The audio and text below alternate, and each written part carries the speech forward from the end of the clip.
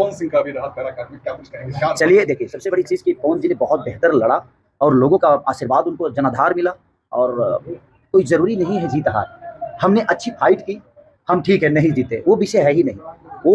वो एक नेता के तौर पे नहीं, एक बेटा के तौर पे वहाँ पे गए थे और मुझे लगता है कि पवन जी जीवन में नेता नहीं बन पाएँगे, वो एक बेटा ही रहेंगे और नेताओं का देखिए खेसारी क्या बोल रहा है कि चुनाव कभी नहीं जीत पाएंगे, ये नहीं हो पाएंगे। और इतना ही नहीं, उसको कब क्या बोलना है मीडिया के सामने उसको कुछ पता ही नहीं चलता है। जो मूड में आता है वही बोल देता है, मुंह में बक बक बक बक बोल देगा। ये वीडियो देखिए लास्ट तक, कोई ना आप लोग ये वीडियो लास्ट तक देखिए, मेरा चैनल को सब्सक्राइब कर दीजिएगा। देखिए ये वीडियो लास्ट तक, मज़ा आ जाएगा। तब तक के लिए मैं चलता हूँ, आप लोग ये वीडियो देखिए।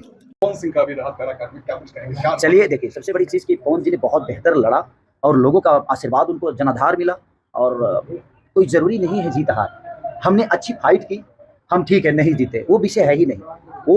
वो एक नेता के तौर पे नहीं, एक बेटा के तौर पे वहाँ पे गए थे और मुझे लगता है कि पवन जी जीवन में नेता नहीं बन पाएँगे, वो एक बेटा ही रहेंगे और नेताओं का गुण अलग होता है, लेकिन उस आदमी के अंदर नेता का गुण नहीं, एक बेटा का गुण है और वो आदमी बेटा बन के दुनिया समाज का सेवा कर सकता है।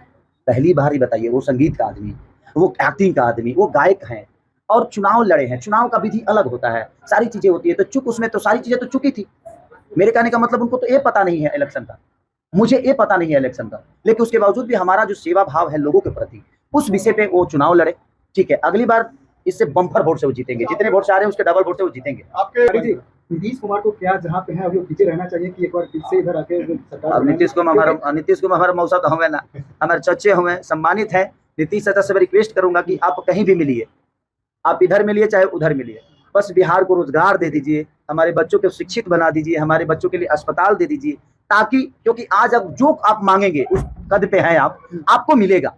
तो आप आवाज से वोट तो ले लिए, लेकिन हमारी आवाज आप सब कब सुनिएगा। तो बस चाचा से रिक्वेस्ट है कि चाचा प्लीज, आपको हमने जहां पहुंचाना था पहुंचा दिया, अब हमें आप हमारे बच्चों के भविष्य की तरफ पहुंचे। खेसारी लाल 2025 में विधानसभा चुनाव लड़ने जा रहे हैं, स्पष्ट कर दीजिए क्या लगाया जा रहा है? हम हमारा बचल तो हम डायरेक्ट प्रधानमंत्री बनेंगे। भोजपुरी के लाखों फॉलोअर्स हैं, ऐसे में जो भी सरकार चुनी गई है, जो भी हुआ है, जो कुछ चल रहा है, केंद्र में इसमें कुछ बस मैं केंद्र या राज्य सरकार सबसे अपील यही कर सकता हूँ कि आपको हमने सांसद बनाया, आपको हमने प्रधानमंत्री बनाया, आपको हमने मुख्यमंत्री बनाया, आपको हमने कुर्सी दे दी, आप हमें रोजगार दे दीजिए, ताकि आप अगर हमारे राज्य में रोजगार दे देंगे तो हमने जो आपने चाहा हमने तो आपको बना दिया, लेकिन आज हम आप ही के राज्य में और आप ही को जिताने के बाद हम गुजरात में काम करने जाते हैं, कलकत्ता काम करने जाते हैं, नेपाल काम करने जाते हैं, हम हरियाणा काम करने जाते हैं। तो हमने आपको दिल्ली इसलिए नहीं भेजा है कि आप हमें घर से ही निकाल कर कहीं और भेज दीजिए, आप हमें घर में रोजगार दे दीजिए, हमारे बच्चों का व्यवस्था दे दीजिए, पढ़ाई दे दीजिए, स्कूल दे दीजिए, हॉस्पिटल दे दीजिए, ताकि हम भी अपने बच्चों के साथ ही अपने जीवन को ऐसे ही खुशमय लेकर चलें। जितना बढ़िया आपका अभी डायलॉग है, उसके बाद क्या है उम्मीद, कब तक आ पाएंगे?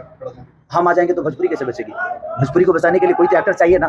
तो जिंदगी में देखिए, मुझे लोगों ने एंटरटेन के लिए चुना है। आप जैसे प्यारे भाई, आप जैसे प्यारे पत्रकार, आप जैसे प्यारे लोग जो हैं, जो मेरे से सवाल करते हैं, कभी मत कहिए कि हम इस लाइन को छोड़ के कहीं और जाएं, क्योंकि देखिए भोजपुरी जो भाषा है ना बड़ी मीठी है और कोई नेता उसको बड़ा नहीं कर सकता है। नेता तो रोजगार दे ही नहीं पा रहे हैं, तो भोजपुरी भाषा को क्या बड़ा करेंगे? और आज मुझे लगता है कि एक यही एंटरटेन की दुनिया है जिससे अपने भोजपुरी को बड़ा किया जा सकता है, अपने भाषा को बड़ा किया जा सकता है।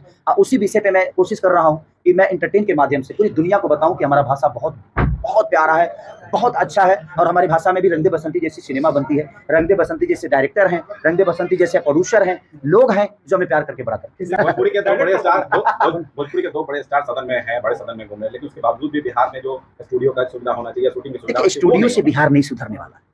मेरे कहने का मतलब कि अगर 500,000 थिएटर ही बिहार में हो जाए ना, तो हमें किसी की भीख की जरूरत ही नहीं है, हमें सब्सिडी नहीं चाहिए। आप सब्सिडी के बजाय हमें आप थिएटर दे दो, हमें दुकान दे दो, हम सामान बेच लेंगे। कहीं जिम्मेवारी तो उन लोगों को बिल्कुल जिम्मेदारी है, कभी उन्होंने भोजपुरी के लिए आवाज नहीं उठाई है। इस बात का दुख हमें भी है कि देखिए भोजपुरी समाज ने उनको बड़ा किया, लेकिन आज भोजपुरी को ही वो भूल गए और वो एक क्षेत्र के विकास करने लगे। जबकि अगर पूरे बिहार की बातें होगी तो मुझे लगता है कि पूरे बिहार और भोजपुरी भाषा ने सबको बनाया है, हमें भी बनाया है, आगे भी हमारे भाई आएंगे उनको भी भोजपुरी करेंगे। बस मैं यही चाहता हूँ कि भैया 1000 थिएटर यूपी में करा दीजिए और 1000 थिएटर